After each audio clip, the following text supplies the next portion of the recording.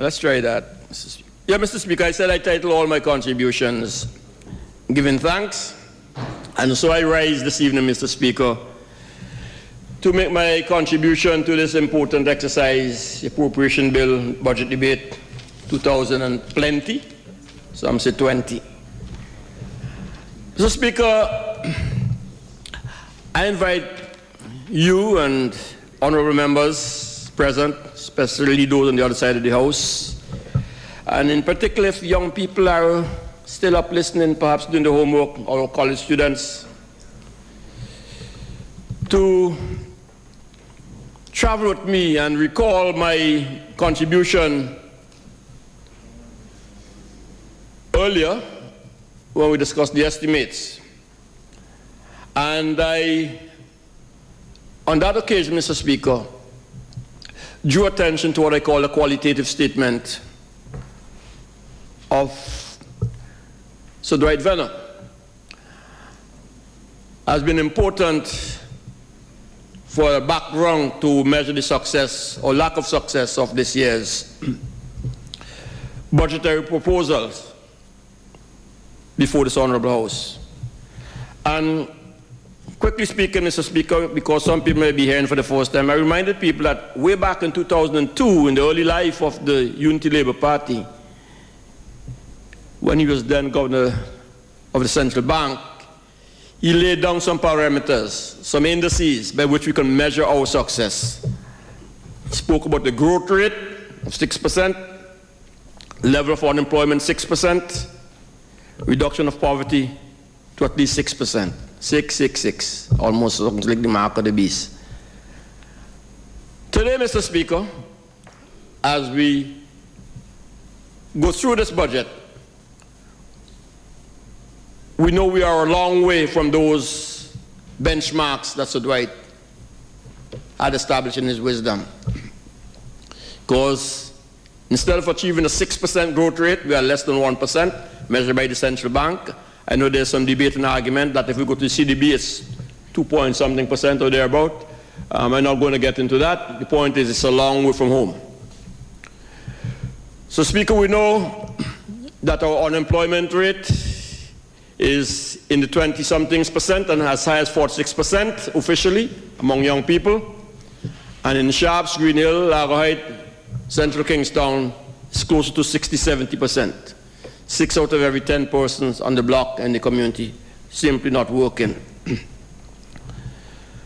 Mr. Speaker, I also, on that occasion,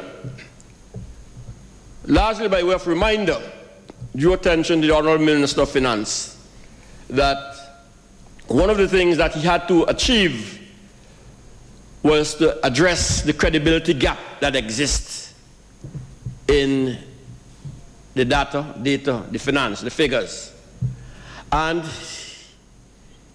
in his own acknowledgement of that challenge, perhaps buttoning the bread on both sides, he did indicate that he was taking some proactive steps to try to mitigate those challenges, increase technical staff, front-loading some of the financial arrangements, and making a lot of things more watertight.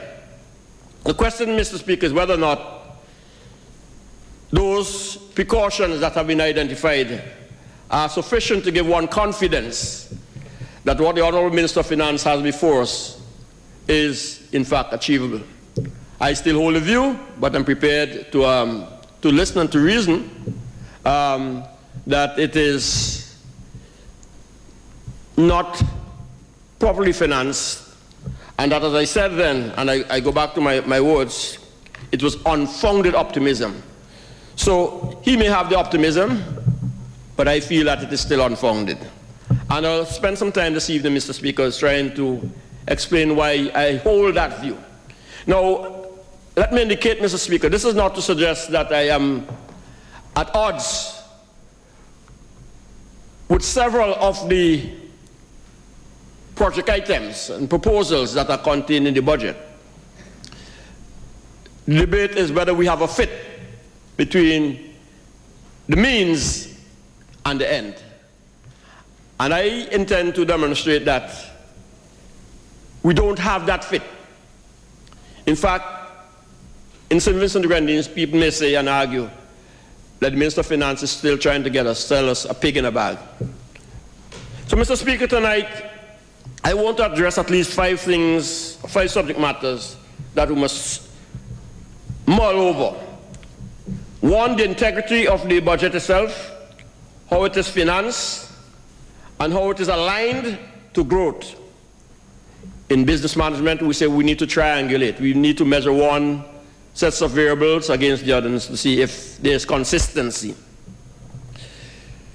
We need also, Mr. Speaker, to conceptualize the budget against the framework of the Eastern Caribbean Central Bank's perspectives on economic growth in the country, in the currency union. Now you will ask why I say that. St. Vincent is sovereign, true, but St. Vincent is not an island unto itself.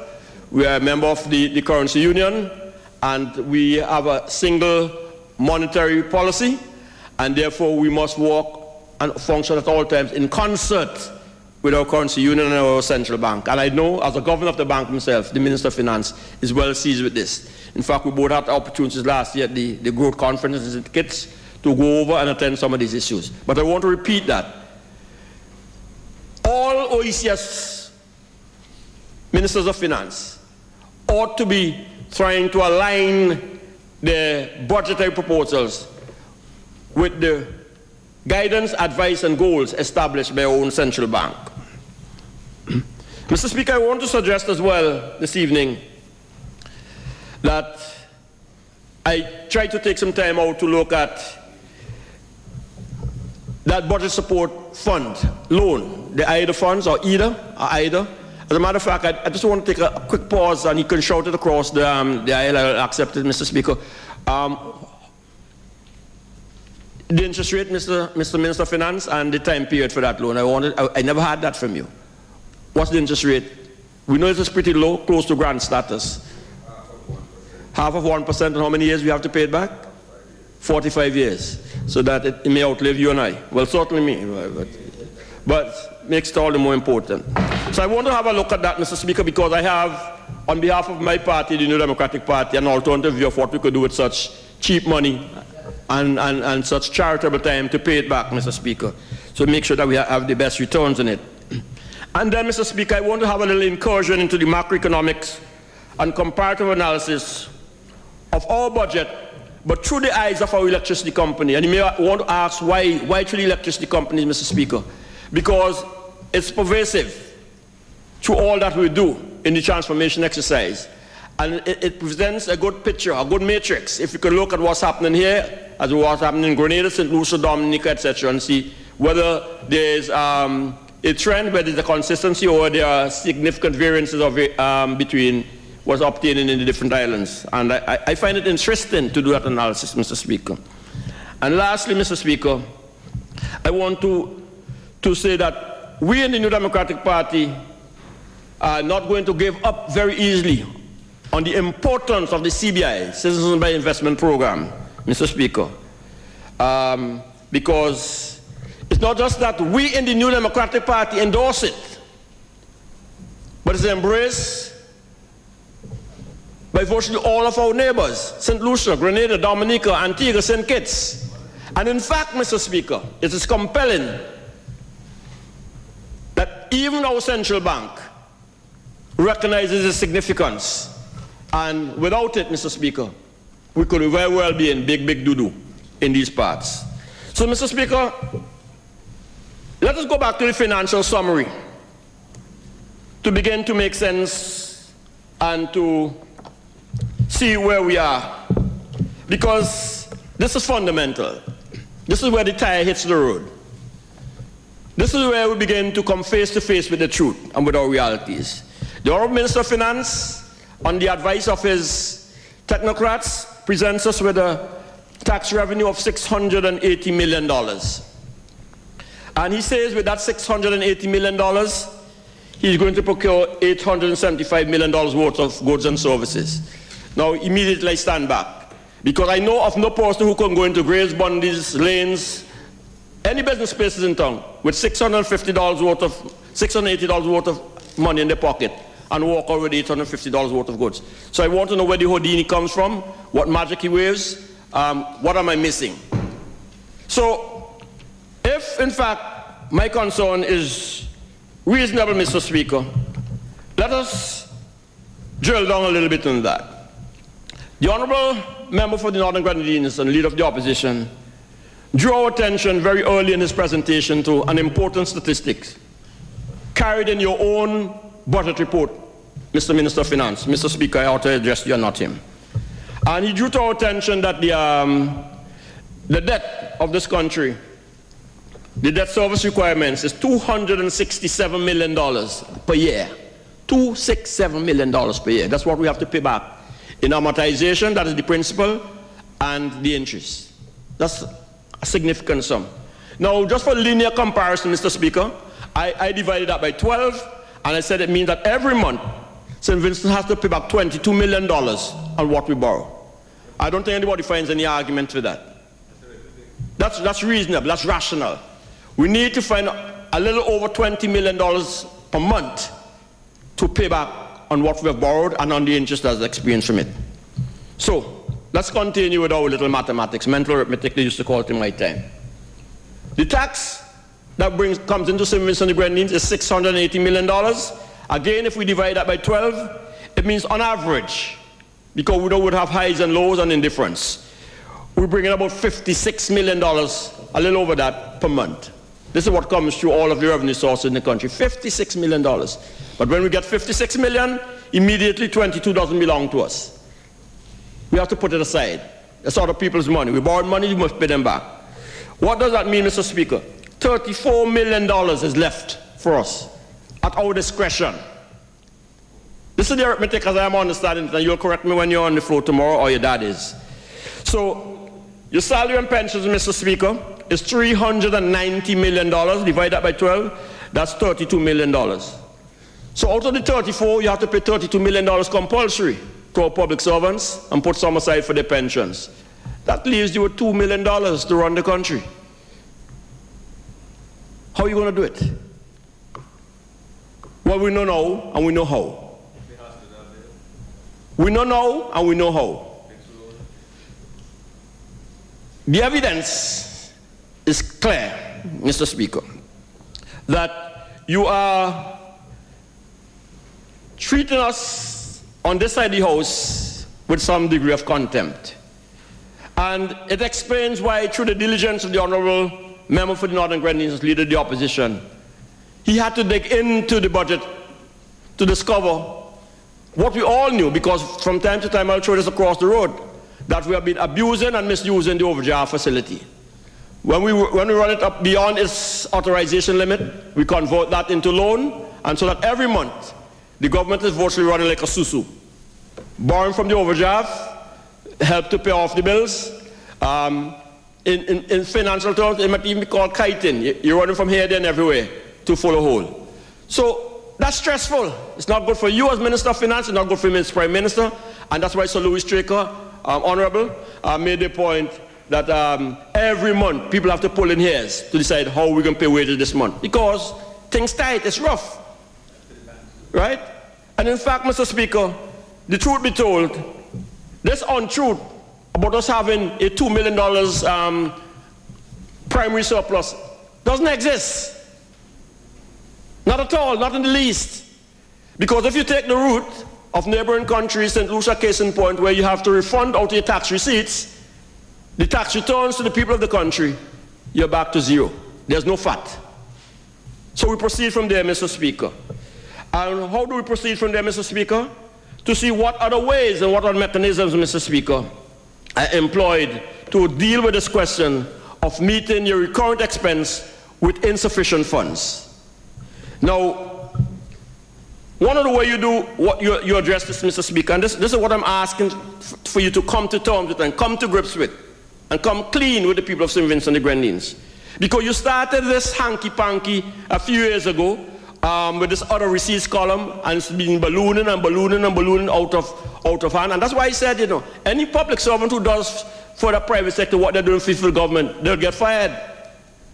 But you can get what you're paid for, and you said to me that public service is different to the private sector. Well, I don't buy that, Mr. Speaker. So we have on record now a government that spends monies, namely the overdraft, without the authorization of the Parliament, converts portions of it into loans without the authorization of the Parliament, spends special warrants without the authority of the Parliament. And Mr. Speaker, you know what? When you go through this exercise, as has happened with the petric refunds, there are other sources of activities in which they have no authority at all from the Parliament to spend this fund. In fact, the auditor, the Director of Audit, identifies this in the audit report, that there are monies received by this government which does not have the authority of the Parliament of St. Vincent and the Grenadines. So how do we achieve those backdoor kind of deals, Mr. Speaker? What explains that? And I suspect we'll get proper answers for that tomorrow, Mr. Speaker. Mr. Speaker, for emphasis only, I want to also at this time, Mr. Speaker, to help drive home the point, to make some comparisons with the much aligned Citizens by Investment Program policy supported by countries of the St. Kitts, Grenada, St. Lucia, and Dominica. Because this is where it begins to show how ridiculous we are. We are at $680 million. That's what we're getting in, $680 million. And we are comparing ourselves to St. Lucia, that brings in $1 billion. And there is Antigua, their receipts is $1.2 billion. Grenada is $786 million. Again, much more than us. And Little St. Kitts, half our size, their total revenue is $856 million. So every one of them has a better income stream than we have in St. Vincent and the Grenadines. Now, clearly there's some debate here. I'm not in disagreement with you, Mr. Minister of Finance, and I also am in favor of the view of the central bank itself, that one has to be careful about taking Citizens by Investment Program funds to do budgetary support. Because if you begin to lean to it heavily on it as a crutch, the day that it's pulled away from underneath you, you can have some problems. But what is the reality, Mr. Speaker? In St. Kitts, they speak about $295 million of budget support funds. 295 from the Citizenship by Investment Programs. That's what comes in and constitutes, Mr. Speaker, a part of their non-tax revenue. You see? So, when we're speaking about a $94 million in our budget, that's our figure, I think, for non-tax, they're talking about 356, 295 of it is coming from the Citizenship by Investment Program. Well, here's the other contrast, Mr. Speaker. And this is what Vincentians will have to make a decision on. Not just the Parliament, because I know you're going to sell me not sell passport kind of argument till you're blue. This is the Prime Minister of St. Kitts, who St. Vincent weaned or fathered at some time, or mentored at some time. Madam Speaker, collections from the non-tax sources are estimated as $438.7 million, or 53.6% of the total. And this category is primarily driven by proceeds from the Citizenship by Investment Program, which is expected to bring in $417.5 million. That's this year. That's this year. Dominica is bringing in $417.5 million. Now, over 10 years, that's $4 billion would it be? Or in St. Kitts' case, $3 billion would it be?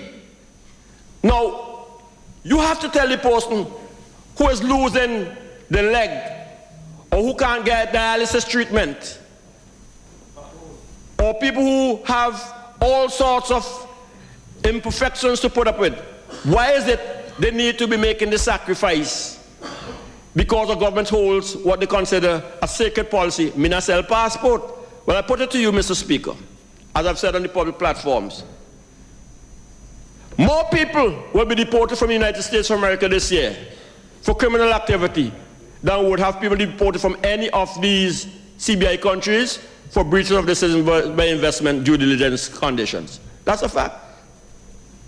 So we need to rethink, Mr. Speaker. But the story doesn't end there. The comparison, the contrast doesn't end there, Mr. Speaker. Where does it end, Mr. Speaker? It ends by the fact that in every single one of these countries with a higher income intake, not one of them has the ambition of a $310 million capital program. All of them can afford more, but they're all trimming their sails and trying as best they can to live within their means. But you're impressing upon us here in St. Vincent and the Grenadines that we are the new Obamas of the region. Yes, we can. Well, Obama had his 2 terms and he's taken off. Mr. Speaker, let me take you through a little exercise, Mr. Speaker, because this is not isolated, and I want to speak to our listeners about this fundamental problem that has to be addressed. What we're speaking about here in 2020, we would not know the facts until 2027. 7 years from now, we'll get a directive audit report. By that time, many of us would have left the Parliament of St. Vincent and the Grenadines. There's a 7 years hiatus. So unless you can go into the budgets and interpolate, you don't get the real truth. But here it is, the capital technical estimates, Mr. Speaker, and I'm reading. In 2011, we said we'll spend $185 million, we spent 85. In 2012, we said we'll spend 185, we spent 54. In fact, we didn't even spend the money that the grant money was given to us. I mean, how shameful it could be. In 2013, we said we'll spend 176, and that's the year of the disaster, when we have adjustments in the capital expenditure. It was our best year ever. We spent $151 million. In 2014, we said we'll spend $330 million. We spent 126. In 2015, we said we'll spend 296. We spent 99. 2016, we'll spend 198. We spent 78. 2017, we'll spend 230. We spent 122. In 2018, just yesterday, we said we'll spend 216. We spent 99. Now come back and tell me you're going to compare it with what Mitchell did in 90 to 2000 or on USAS. Doesn't cut it with me. I wasn't a minister on the USAS time, but unlike you, I don't abandon foundation principles that I am an NDP supporter. You feel you can dissecting it as you like. One time you're Labour, next time you're ULP. So you only have a Columbus memory of 2001. You abandon Cato when it's convenient to you. The fact of the matter is that consistently, as the Director of Audit says, and I haven't gone back to it because I'm just waving them. Since 2004, because you're looking for it and you'll be disappointed if I didn't show it to you. The Director of Audit has been telling you, you are biting off more than you chew, we have no reason to believe you. And it is said so again in the most recent audit report of 2013. So, Mr. Speaker, here's my observation. In the capital summary, we have the figures of how we arrive at capital receipts of $506 million, made up of grants, 60, external loans, 118, local loans, 71, capital revenue, 3 million, budget support, 46, other receipts, 205 million. So that's what the financial summary says. But Mr. Speaker, if in fact that is correct, and here I'm not jumping to conclusions, but I'm asking for explanations. Why, when do we go to page 663 of the capital estimates, when we repeat the same set of data, we have grants 60, as we had in financial summary, local loans 71, as was in the financial summary, external loans 118, as was in the financial summary, budget support loans 46, as was in the summary. But alas, the 205 other receipts disappears, and all we're shown here is $12 million. Dr. Friday made this point, the Honourable Minister, Honourable Leader of the Opposition. Namely, that if you have sizable amounts of revenue contributions, and I believe I see some indications in the document that some of it might be from the same IDA, then identify it. The figure is far too large to be miscellaneous. And all we're saying is regularize the transparency, the accountability, and the information sharing in a way that we can have buy-in. Because if you can convince me, then you have my support. But until such time, Mr. Speaker, then you leave me guessing as to the veracity and honesty and integrity of your statement. So, Mr. Speaker, let's ask this question, Mr. Speaker. Page 20 of the audit report. Let's pull that up. Page 20 of the audit report shows that for the year 2013 that I spoke about, our capital revenue was 290 million. That's what we estimated we would receive. We actually received 234. I know some of these figures are hard for people to digest. Our capital expenditure was supposed to be 388, but we actually spent 151. Huge differences, Mr. Speaker, over and over again. Why so, Mr. Speaker? How do you expect me to buy into this, Mr. Speaker, when the audited accounts advise me that I should be wary of what you're presenting? While at it, Mr. Speaker, let's look at bullet 258 on page 36 of the same report.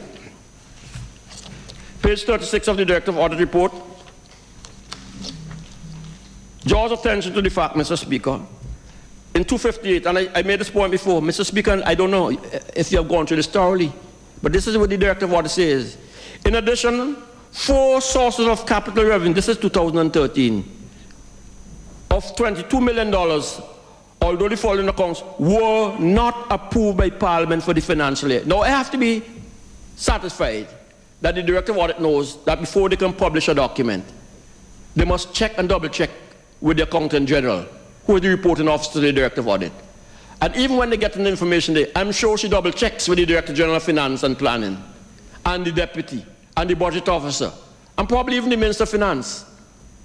But what makes me pause a little bit, Mr. Speaker, is the nature of these grants that did not come to before Parliament.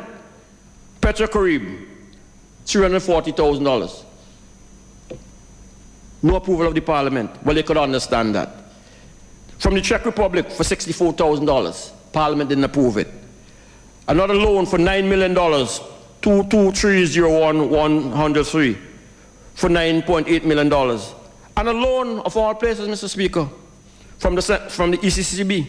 Now, I can't begin to wrap my hand around how an organization as prestigious as the ECCB could be in a situation where our audit report could have them identified. So I'm putting this down as an error.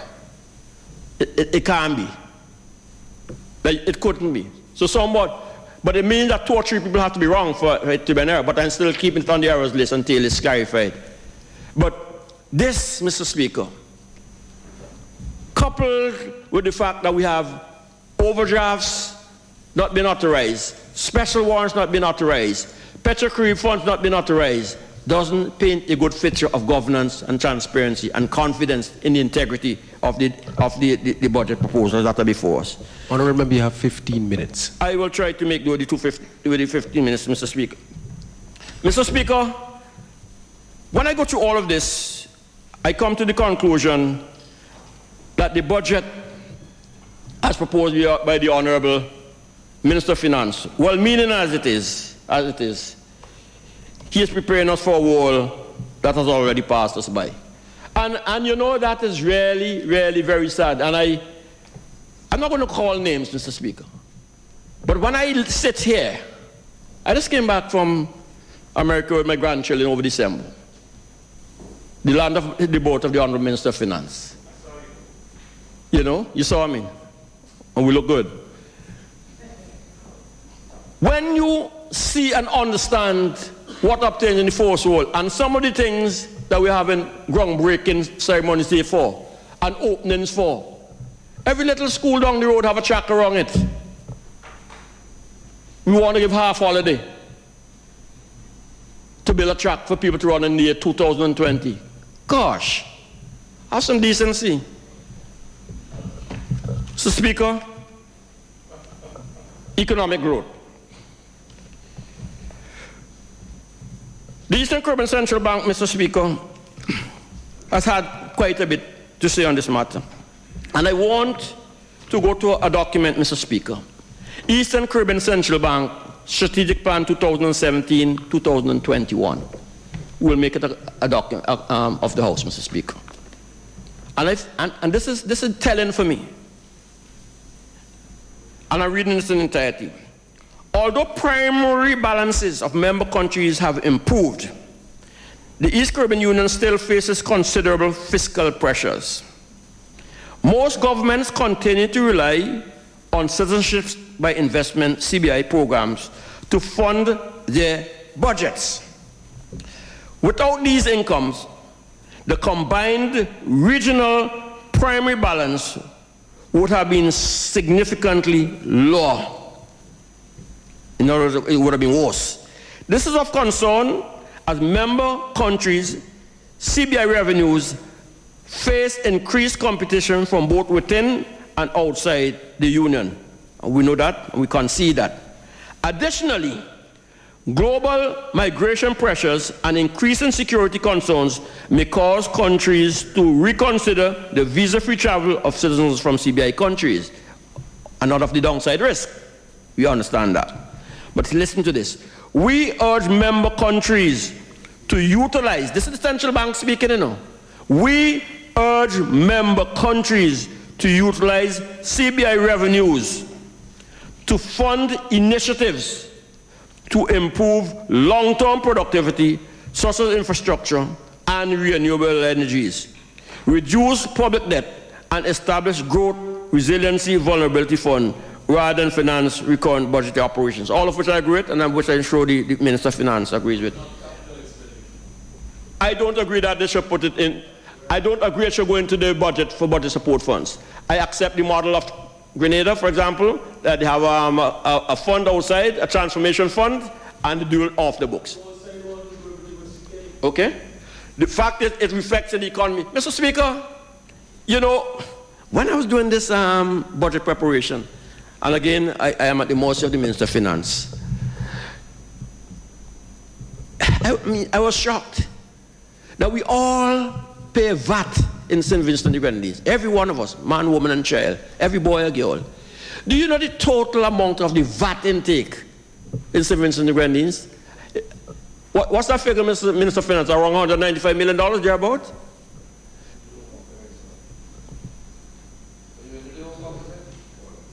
Aye?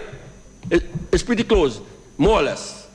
But the point is, all of the VAT money we collect, every last cent, is not enough to pay our interest and debt. You know, if we take all the money for all the VAT we collect, we can't service our debt in St. Vincent in a year. Mr. Leader of the Opposition, do you understand how frightening that is? All of the VAT money. I don't want to go down in a hairy bank, it gone down in a debt bank. And still looking for more to pay off the debt. You have to take stock of that. Because the reality is, when the Mina sell passport, you have no solution to the revenue stream. And you have, therefore, to use it wisely, as the central bank is advising, to make investments, to build business, so that the cycle is complete and you get tax revenues, out of the new businesses that are formed in the country and increase the revenue stream. You know? So we have to do that. Because after all, it is businesses, Mr. Speaker, that trade and not well, if you have been listening, you would have heard that I said it's not unique to St. Vincent. But what is unique to St. Vincent is that we are at the bottom of the heap. Don't repeat what happened to you last year, you know. So I said, don't repeat what happened to you last year. A word to the wise is good. I'm being gentle and kind to you. Mr. Speaker, I want to go back to the report a little bit. the central bank. The central bank.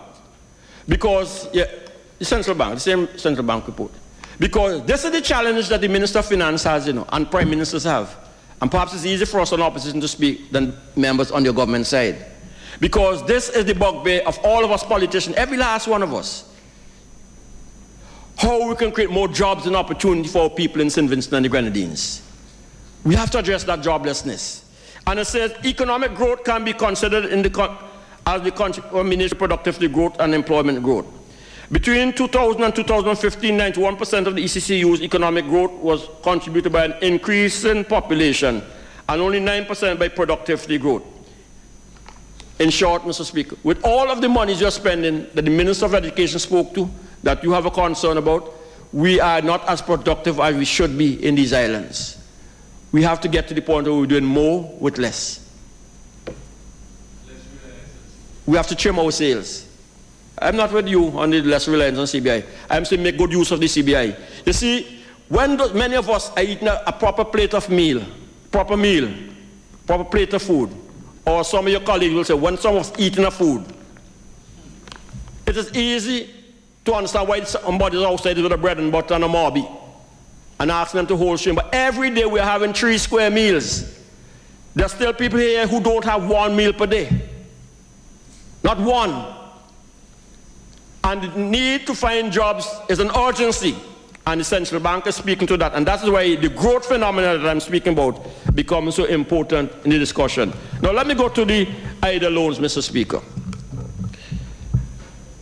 That is here in the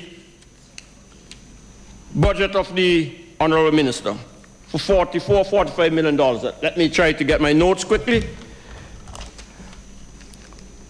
As I said in the estimates debate, Mr. Speaker, if you have $45 million and you have 40-something years to pay it back, make it work. And my experience going through this is that a lot of the monies are spent in things that we could have looked a different way. $2.4 million for youth entrepreneurship makes sense. $3.6 million to build over the customs building, I wouldn't do that. Say it a little slower. I didn't capture what you said. I'm talking about how we're using. Yes, but I didn't. I said we're going to spend $2.4 million on youth entrepreneurship. Right. And I agree with that. Yes. But I don't agree to spend $3.6 million on building the customs modernization. For me, it's not an investment that gives you a return, cash return. I just didn't hear what you said. Yes, I'm glad you helped to draw me up, Mr. Speaker. Taking $3.4 million of that money, Mr. Speaker, to do the Diamond Sporting Complex, while I agree totally that we need the sporting facility, and this is a brave one for me, I am hesitant to say that that's the best bang for the buck for that money. We ought to have had the fat from our own sweat to build that Diamond facility. We ought not have had to go and borrow to build a track at Diamond. So that's my halo there, Mr. Speaker. The Diamond Hotel, public-private partnership, I said a definite no. You know why I said no, Mr. Speaker? Because the taking of $6.2 million of that idle loan causes us to take $90 million of NIS people's money to put it into a dark hole that will never come back to NIS. It ain't coming back. Certainly not in my lifetime and any of them lifetime over there. Because the first people who will reap a benefit of that $90 million is those who are going to manage the hotel. It's a lot of money.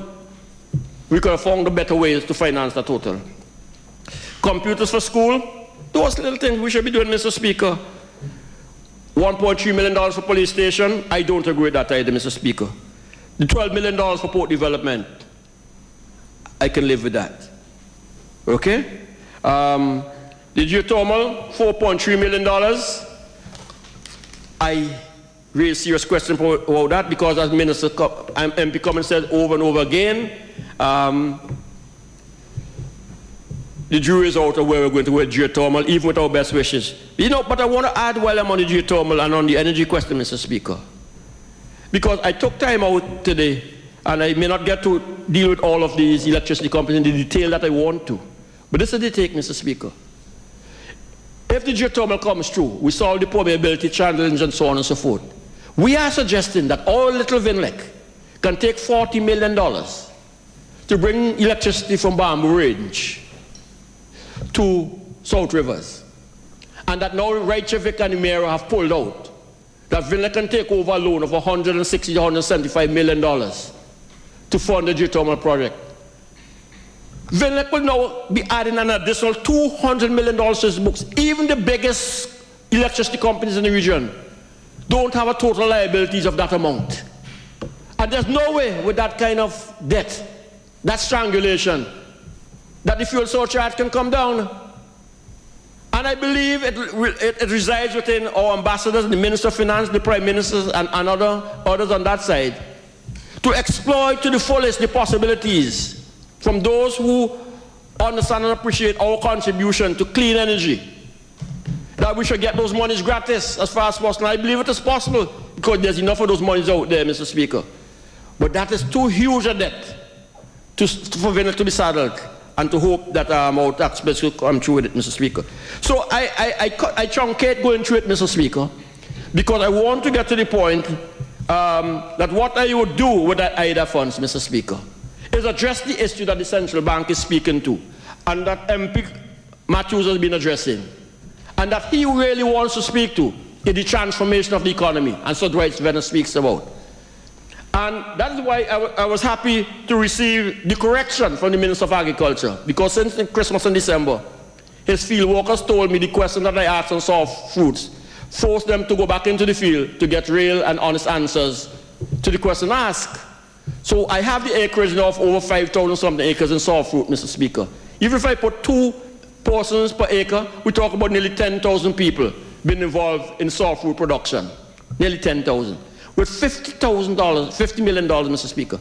We are at the stage, if we have a sufficient throughput to walk backwards, to have an agricultural sector in which we are processing everything sweet, everything that we can eat in this country.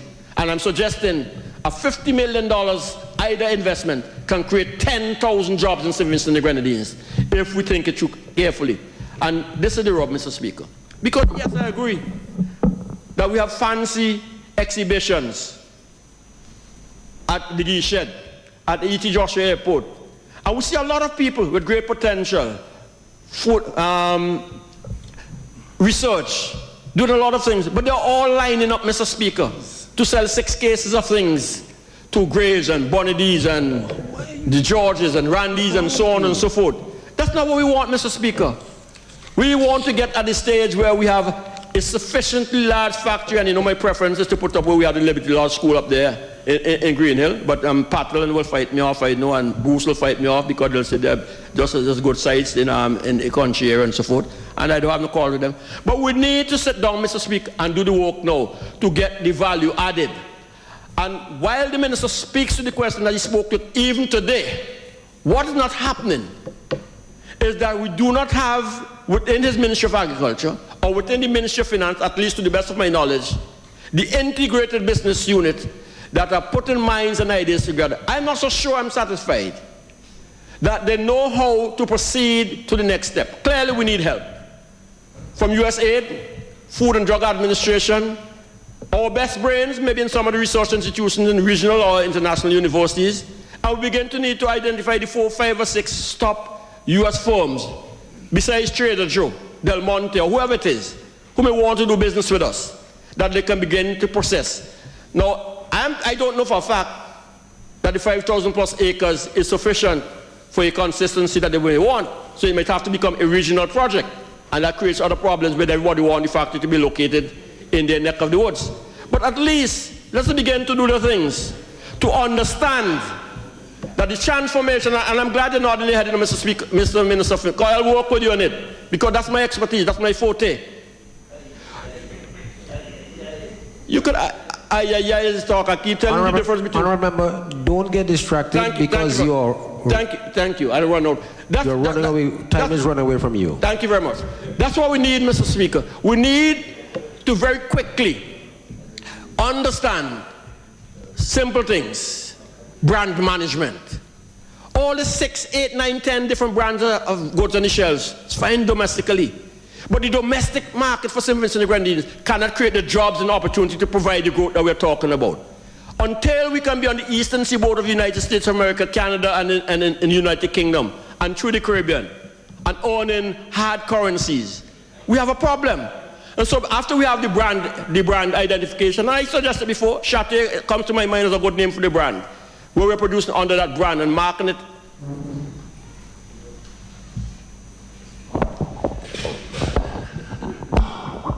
Sorry, Mr. Speaker and the honourable members given way.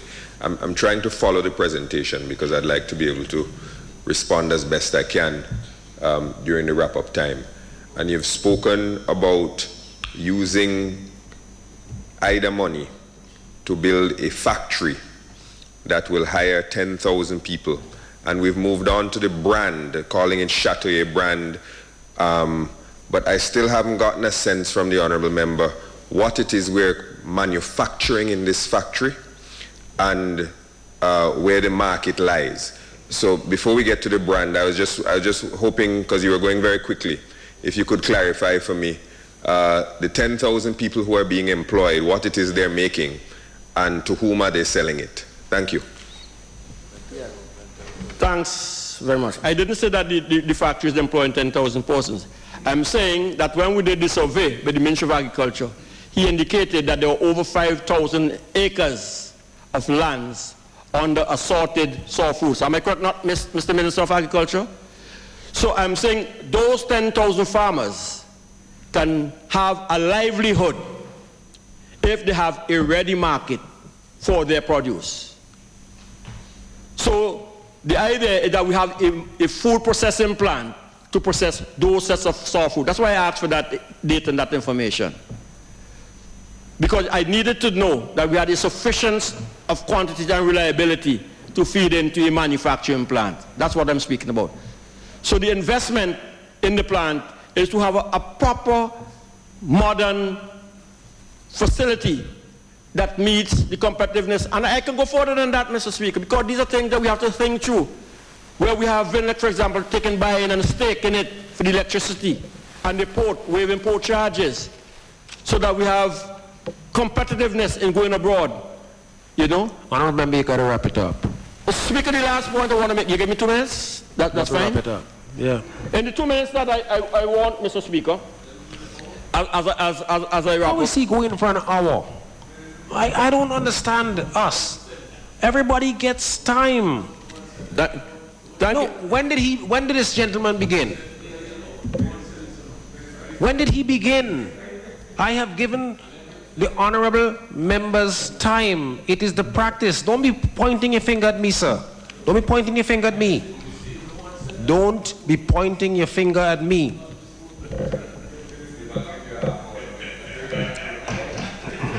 He started at 9:20. 9:20. Mr. Speaker. At 34 minutes, the Honourable Minister of Health is pointing at me and telling me that it's time. And when he was speaking, I gave him time. Come on, we can't be like that.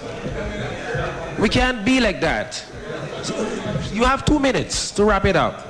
Mr. Speaker, I simply wanted to quickly use the opportunity, because I'll do this in other forum, Mr. Speaker, to look at what's happening in our currency union and in our economy. In the countries that have CBI economic investments that's driving growth and manifests itself through the performance of the electricity company. In Grenada, for example, Mr. Speaker, they have a domestic base of 44,000 customers. Grenada the size of St. Vincent.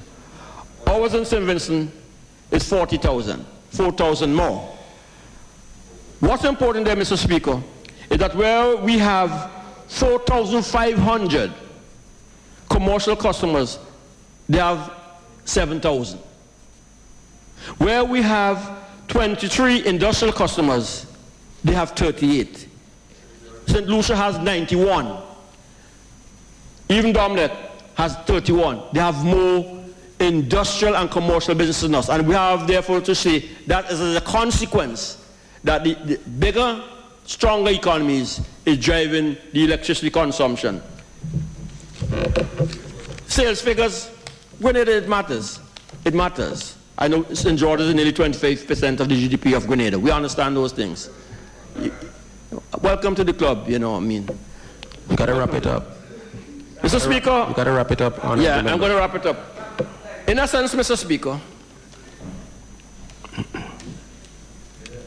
the government has to take a fresh yard, a new look at this investment financing of the budget and have real monies so that they can produce for us real products and projects. Thank you, Mr. Speaker. Much obliged. For the debate.